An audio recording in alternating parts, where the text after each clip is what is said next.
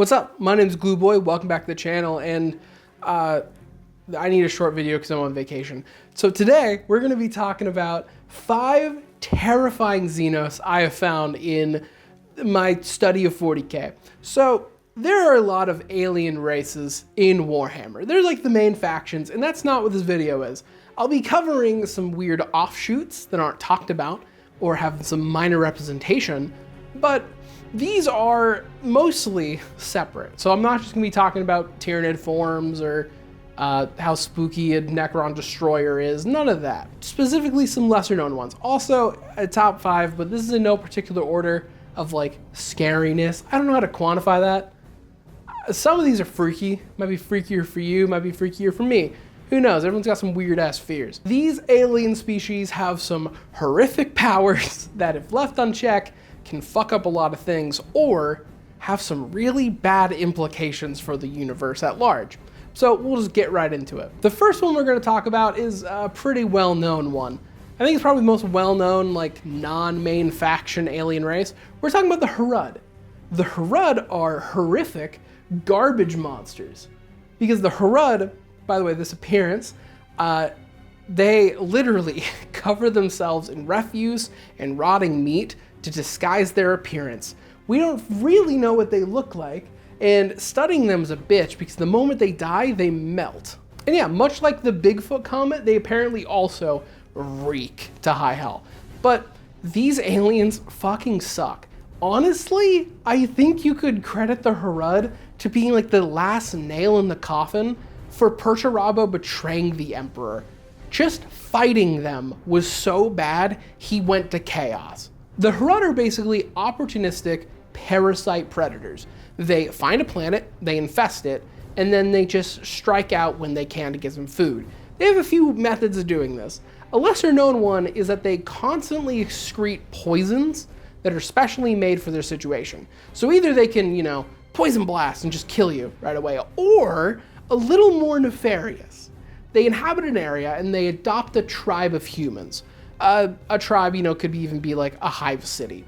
And they live around these humans and extrude this like not super toxic perpetual poison. And so the humans after generations and generations adapt to this environment, adapt to this toxin being present all the time in the air. And then the Harad just stop.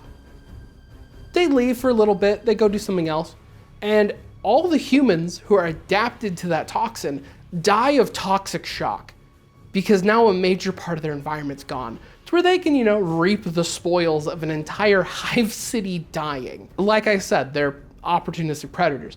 And then we have the worst power, which is time manipulation. The Harad extrude this like temporal energy that ages things. When they're walking, like flowers and shit around them will wilt and like turn into Thanos dust. Metal will rust, and if you get way too close to them, they'll forcibly age you to death. They're one of the only methods Space Marines can die of old age. A concept that is terrifying to a Space Marine since they don't really age. And this is also concentrated based on how many Harad are in the area. One Harad, yeah, a little bit, but then you get a whole host of them. The simple act of just a fuck ton of Harad walking to a new area on the planet will wreak untold devastation to everything because the environment's being rapidly accelerated, or even you hit enough of them around, they can target it because they're very smart. They're smart creatures. They once, under a big military attack, opened up temporal pockets and ripped the fleet apart, which just ripples in space-time. Yeah, rough shit. There's a reason the Iron Warriors are so bitter. They just fucking suck to fight. And next up we have the Mandrakes. And the Mandrakes, fun fact, are actually playable on the tabletop because the Mandrakes are an offshoot of your typical Dark Eldar. But they look noticeably different. Like this kind of different. Which also, you might recognize the Mandrake if you've seen the Iron Within short on Warhammer Plus. There's a Mandrake in that. These guys are specifically like a next step or a differently adjusted Dark Eldar. They live in this area of Kamarog that is perpetually dark, and they are like beings perfectly adapted to stealth. They have like shadow skin where they unless they're in direct light, they're invisible. You cannot see them. They just slip out of your vision, and then they come up and can immediately stab you to death. And to make it even worse for these guys adapted to stealth, they also exist in a parallel dimension. They're in a different reality, somewhat visible in our reality.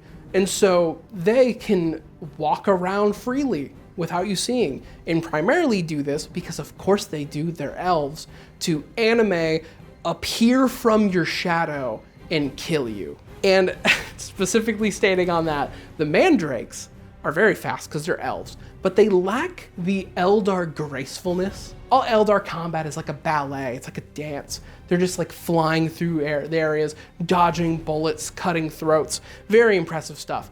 The Mandrake is noted to have the strength and brutality of like an orc. They pop out of your shadow with serrated swords and like sides and just rip you apart silently. They don't talk either, because if something's spooky in 40k, they fight in silence, which, as much as it is like a trope, it is actually, it is fucking terrifying. And then even worse, where the fuck do they come from?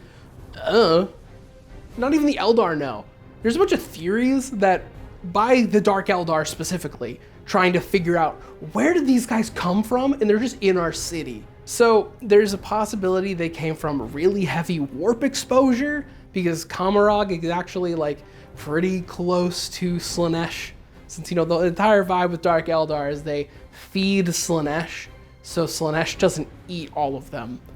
And the other idea is that Monkey did a lot of testing, because they do that. They're biological fuckers. They just create creatures, or you turn your new slave into a flesh couch.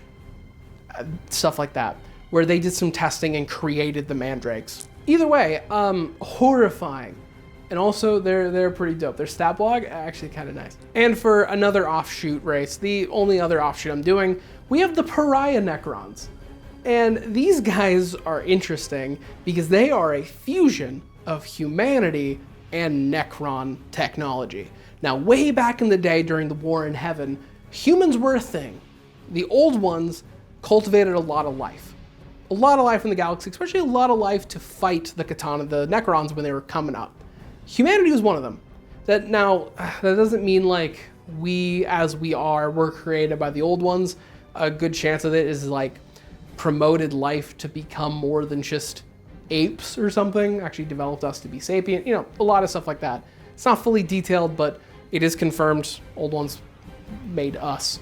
And Necrons, you know, knew humans existed, and the Catan yoinked a few up and fucked with them. Primarily, this created the Pariah gene. Now, for those who don't know, the Pariah gene is the thing that creates blanks. Blanks are essentially null spaces in the warp. Their soul is basically non-existent or heavily covered in something else, where they just shut off warp shenanigans in their vicinity. And if you're a psyker near a blank, you will experience the worst pain you've ever felt in your life. The Coluxus assassins primarily utilize this and then have tech to amplify that power. And yeah, the Coluxus assassins are somewhat tied to Necrons. There have been Coluxus assassins who have had visions of Necrons in Catan. Catan created the Pariah Necrons as like the next step. The Catan were all, you know, destroyed and pokeballed by good old the Silent King, Skarek, absolute Chad. Thank God he did this, because the Pariah Necrons were essentially going to be the next step. Now, the other thing that's kind of, you know, a little bad about this new tech is they can't actually use the reanimation protocols. They can't come back from the dead like the other Necrons because they're not made of necrodermis. They don't have full living metal bodies. They are a weird, uncanny fusion of humanity and robots. You know how the Necrons are Terminator ripoffs? But like, specifically the Terminators of when they're in the future, stomping around, shooting people? The Pariah Necrons are like what we see in the movies with Arnold Schwarzenegger and the other guy. The name's here for Terminator 2. I'm really upset I can't remember that right now. Basically, a Terminator with skin on. It's a bit weird, but yeah, there have been biologists and inquisitors who've noted the Pariah gene that is inside of blanks is a tampered genetic fault. It is not naturally occurring. It is created by the Necrons, and then distributed into humanity's gene pool for something. This one is the Necron Pariah, it's a spooky Necron. I think the implications that humanity's been toyed with by the C'tans for some age and only saved by the fact that SCARIEST betrayed the C'tan, that doesn't bode the greatest. And now we have one that I'm certain most of you have not heard of, the Nephilim. There's no art of the Nephilim, so I'll do what I can. So the Nephilim are creatures that feed off of the psychic energy of adoration and worship. They descend to a planet and preach that they are salvation. Heaven has come to your planet. And everyone's like, all right, universe kind of sucks. I can fuck with this.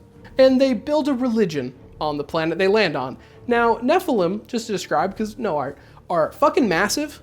They're really tall, weird, lanky creatures, like humanoids, that are taller than Primarchs. One was noted to tower over Horus.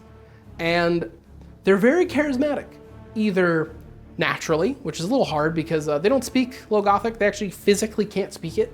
So they have an implant that allows them to speak Low Gothic, which under certain circumstances can be used as a sonic weapon, much like the Emperor's Children, to kill you. Or it's also psychic because they go into a planet, preach, a bunch of people start turning to their religion, and they start building monuments for the Nephilim. These big tower structures that specifically amplify the adoration, and then the Nephilim build masks out of their skin, give it to their followers, they put it on, the mask fuses with their face, cannot take it off, creates a perpetual psychic link between them and the Nephilim, and then they feed. They feed off the residual energy, and then they forcibly suck the life out of you, and when they're done with the planet, all of humanity is just a husk. They're all just lifeless husks in this planet, and then they go to the next one. Let's go to the next one over for more people to eat off of. If left completely unchecked, obviously, they'll just perpetually do this. It's like a lower grade nid. They just eat your soul instead of your body. I don't know which one's better. They're both pretty bad. And then lastly, I would be remiss if I didn't talk about this. And you know what? All the others, out of order. I think this entry deserves to be number one. We're talking about the Enslavers. Now the Enslavers, I hear some of you can argue, that's not an alien, that's a warp entity. It's complicated. Part of their life cycle is living inside the warp, but they do actually have material forms, which is not a thing for anything warp-born. They're immaterial. They are physical, that they live in the warp for a chunk of their lifetime. But an enslaver is a weird, like, mollusk thing that is very psychically powerful. They move around on psychic energy. They move very fucking fast. Way faster than any other, like, species can get around. And they enslave people, like the name implies. One enslaver can mind control 10 people at a time, and they literally puppet you psychically. Can't do anything about it. You're just puppeted. But, oh no, what if you're a psyker? Here's where it gets worse. There are two things they can do to you if you're a psyker. They turn you into a warp gate. They mentally fuck with you from a distance, and under the course of like 4 to 8 hours, symptoms start arising, you start feeling weird, and then you're forcibly a access point in the warp for a fuck ton more enslavers to come out so they can enslave a population. And obviously, this is pretty bad, right? You can tell this is a bad creature to exist. They didn't for a bit. The old ones caused them to exist because the old ones, when they were creating a bunch of species, rattled up the warp a little bit and kind of shook up some hibernating enslavers and made them exist. And now they go out and fuck things up. They're still active in 40k. They're a little rare, but they still happen. Oh yeah, and then we have the second problem that comes up. They can possess psychers, and it's completely undetectable. When someone is demon possessed, it's very evident. There are signs. There are signs that somebody is possessed by a demon. By an enslaver, literally nothing. They just inhabit your body, control you, have all their powers and yours. And the psychers enslave the population. They bring more enslavers in. They puppet everyone. They control everything. And they're so embedded, you can't take them out. Because if you want to invade a planet where enslavers have shacked up, like a hive city, you are fighting every single person on that planet. Everyone is a combatant. The only answer to deal with an enslaver like population is to exterminatus the planet. That's what makes them scary, since you can't really fight them unless they're on their own. If they had enough time to shack up and create enough infrastructure for their friends, you're fucked. There's no winning, there's no surviving. Enslavers are really interesting. It's not a lot. There's one in Trajan's vault. He has a like a husk of an enslaver. He got somehow. I don't know fucking how, but he got some. But yeah, that should wrap things up. We'll return to some bigger content soon. Other things will happen, some developments on this channel. Stay tuned. But other than that, if you like this, like, comment, subscribe, do that stuff. Join my membership, and see ya.